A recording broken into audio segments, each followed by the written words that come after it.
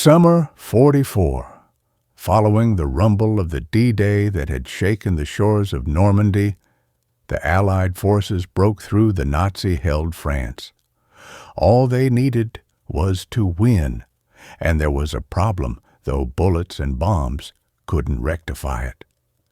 With the front lines closing in very fast, the distance to the supply bases increased.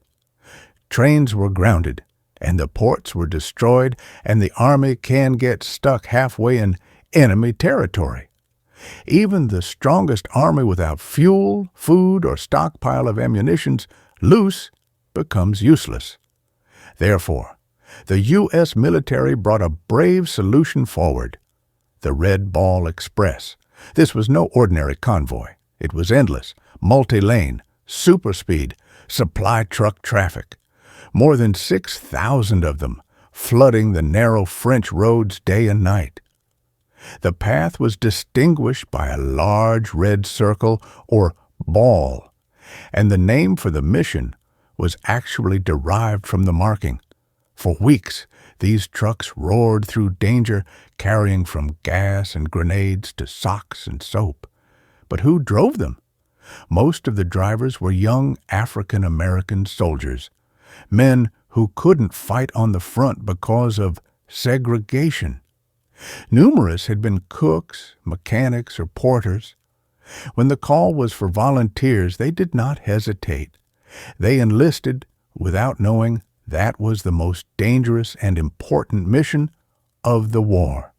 Old trucks, little training, and go-fast orders were what they received. They drove up for 16 hours to 20 hours nonstop, and sometimes no sleeping. The use of headlights was prohibited during the night. It will help in thwarting detection by enemy. The roads were bumpy, dirty with mud, and bombed out. Bridges had been destroyed. Snipers were everywhere. When a truck broke down, you fixed it, or you left it and ran. But they didn't quit. At the blast of a rifle, even they dared not falter nor pause to rest until even their bones told them they were weary. They passed sandwiches from one truck to another in order for them not to stop and eat. They faced storms, landmines, and enemy fire, having the entire army behind them waiting for them to get the cargo. We've heard stories of drivers jumping off their trucks to rescue people from burning heaps, of men beating off ambushes with the little weapons that they had. They weren't supposed to be heroic, but they became them. They were harshly discriminated despite their service, segregated barracks, separate mess halls. Some refused to recognize them. They were not awarded any medals or getting their names put into the headlines, but still, they drove. They weren't just battling Nazis, a battle for dignity, for the right to be either recognized.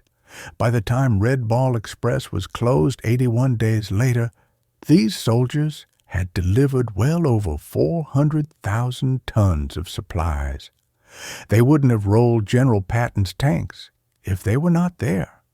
They sacrificed their lives, leading to the liberation of Paris and the defeat of Nazi Germany.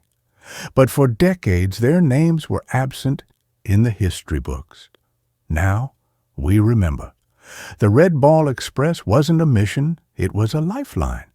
And those brave men at the wheel, who are usually overlooked and undervalued, were the pulse in that lifeline. They pushed freedom forward, mile on mile, through war and oppression. They weren't just drivers, they belonged to guests of the road, and their story should be told. There are heroes who don't carry rifles,